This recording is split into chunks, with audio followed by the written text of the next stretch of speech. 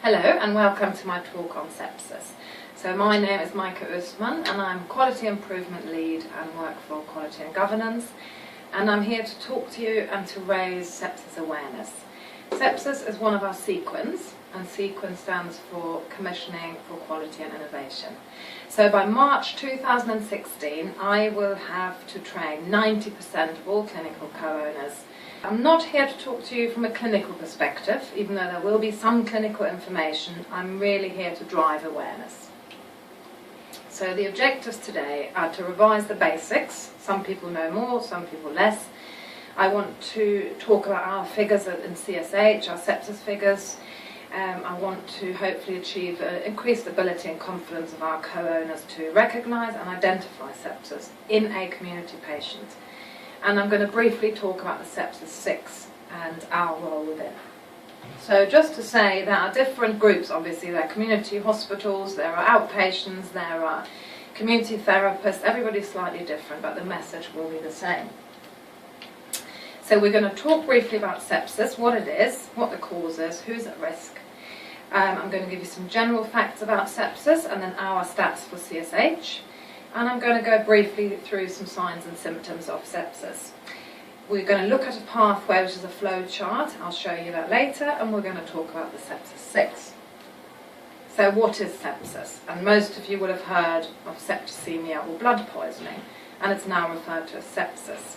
And it basically is a reaction of the body, an attack to a bacteria that's in the body, and as a result the body starts to attack its own organs and tissues. Why does it happen? It can happen out of the blue, so you could have someone who's had 6 chest infections and has been absolutely fine, responded well to antibiotics, and then the 7th chest infection, their body is not sort of happy with that and responds and develops a sepsis. Now, the infection can start anywhere in the body. It could be abdominal, chest, it could be a UTI, it could be after surgery where the wound is infected, or even a bite, an insect bite. And sometimes, like I say, the body responds abnormally to that. What they say is that everybody can develop sepsis, but there are particular groups who are more at risk. And I assume, looking at the list here, that you will probably see most of those in your role. So the main message is really sepsis does not discriminate. It can affect anyone, no matter what age. So it can be very young babies, very old people, anywhere in between. The myth is that it's an acute illness and that it happens in hospital, but that is not the case. So a large number of people develop sepsis in the community, and that's why we're here. And it doesn't really matter how fit and well you are. It doesn't respect a healthy lifestyle. You can get it however well and healthy you are. So some facts. In September you might have seen some of the comms that went out. It was World Sepsis Month, all of September, and we had World Sepsis Day on the 13th. And the shocking number here, which scared me, there's 37,000 deaths a year in the UK, and that's more than all those there listed together. Some people are left with cognitive problems following sepsis, and post-traumatic stress can be an issue, which I think Rebecca probably suffered from herself. Sepsis is expensive. As you can see, it's £20,000 per case, and it's not a hospital problem, like I said. In fact, 70% happen in the community.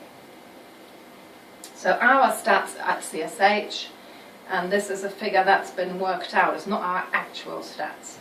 Our population in Mid-Surrey is 290,000 people, and we have about 435 cases of sepsis each year. And of those, 152 will die every year. And if you break that down, that correlates to 3 people per week, and 2 of those will be in the community and 1 in the acute. And this alone should demonstrate how relevant this awareness session is. It's very expensive, like I said. We have 283 survivors per year. We could save 50 people if we were better at identifying them. And we could save £870,000. So signs and symptoms, this is quite basic, and it goes down, you can see it's things like slurred speech, extreme shivering or muscle pain, passing no urine, severe breathlessness, And apparently people who have quite severe sepsis will invariably say they think they're going to die. And then some people have the skin mottling or discoloration.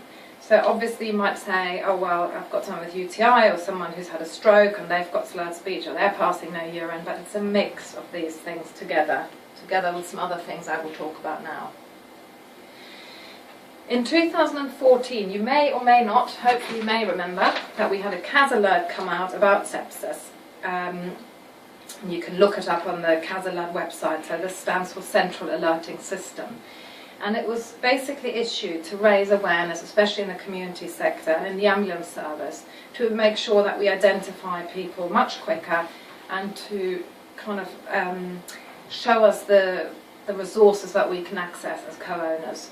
And it's mainly the UK Sepsis Trust that has these resources to help us identify and treat people with sepsis. Sepsis is what's called a time-critical emergency and needs to be treated very, very quickly. With each hour that passes that someone is not treated, their mortality risk increases by 7.6%. So you will see in different situations in different clinical areas these flowcharts for sepsis. There's one in the emergency department, there's the pre-hospital screen, there's the GP screen, and then there's a ward screen. There's also a paediatric one. But there's nothing at the moment in the community, and we're not the only organisation that doesn't have this. It's a general kind of UK-wide thing. So at the moment, the UK Sepsis Trust, together with myself and some other organisations, we are developing a tool for the community. The main thing to say is you've got to look at a patient, how they present, put together a picture, but mainly trust your sixth sense as well. And that's what they highlighted in the various training sessions I've been on. If you think something's wrong, trust your sixth sense. So if we go through one of the pathways, which you haven't got, but I will be sending that with this presentation, hopefully. And if you look at the first box here, it says, are any two of the following present? So you might look at that and think, well, I can't assess this because I haven't got a thermometer or I'm not a medical person. But I would suggest that actually all of these, most of these we can do as clinicians. So temperature, you can feel, you can see if someone's flushed. Respiratory rate, you can feel, you can look, you can touch, you can count, and heart rate the same, you can feel their pulse. You'll definitely know whether someone has an acute altered mental state, whether they're, sort of reduce their consciousness levels. We can't do glucose, but that's okay. So if two or more of those are present, then we need to think this might be sepsis and go down to the next box. And look at this patient and think, could this be an infection? Here we need to have a brief but comprehensive screen and have a history about this patient, which you can take from the patient if possible, or from a carer or relative or someone in the home where they live.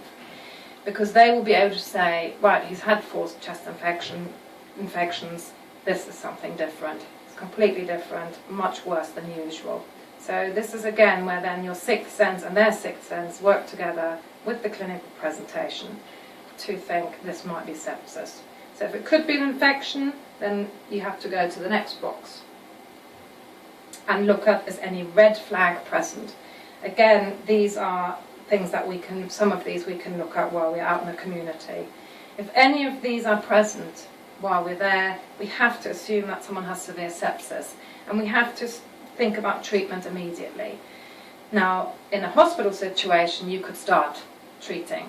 You can't do it when you're at someone's house in the community, but what you do is that you call 999 and you get the patient immediately admitted to hospital.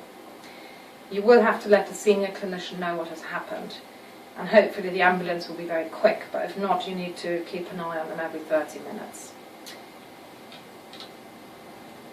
So the Sepsis 6 are on this side of your flow chart. It's a set of interventions which can be delivered in hospital by any junior healthcare member. It doesn't have to be a consultant, it doesn't have to be a registrar, it could be anyone junior who starts this. And the Sepsis 6 are on here, I'll go through them in a minute. But what they say is what you need is a patient with sepsis, a qualified prescriber, basic healthcare equipment, and the will to make it happen. And just by doing those 6 things, you can double the chance of survival in your patient. So these are the sepsis 6, and you can look at them and go, well, I can't really do any of those, that's fine, that will happen in the acute, or if we're in the community hospital, Ranmore ward, niche, you know, they could start using oxygen, or they could measure the urine output. And should you have a doctor around, even better, start with broad spectrum antibiotics, because at this point you may not know where the infection has originated from, so people need to be put on broad spectrum antibiotics to start with. Just to remember that the clinical signs and symptoms of sepsis are very difficult to identify. They're subtle, they're vague, non-specific, so people get worried, how will I know?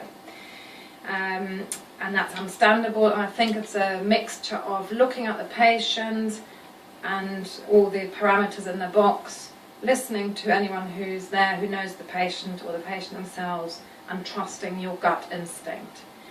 The difficulty really is that the lack of awareness about sepsis is contributing to poor patient outcomes. And I've heard lots of stories, people that have gone to GPs and the GPs given them antibiotics for days until the poor people have been so ill that they either died or were just about saved. So the early treatment, the early identification is absolutely key in improving patient outcomes. And again, the high index of suspicion here is the main thing. If you think anything's wrong, call 999. Get these people into hospital, and don't worry about whether it's the right thing to do. Also to remember that patients you might see for a certain illness or certain, after surgery, you have to remember that if that person changes in any way or doesn't improve the way you're expecting, don't be blinkered by what you've become involved with in the first place. People can develop sepsis as a secondary infection somewhere else. So look at the person holistically and keep sepsis on your radar.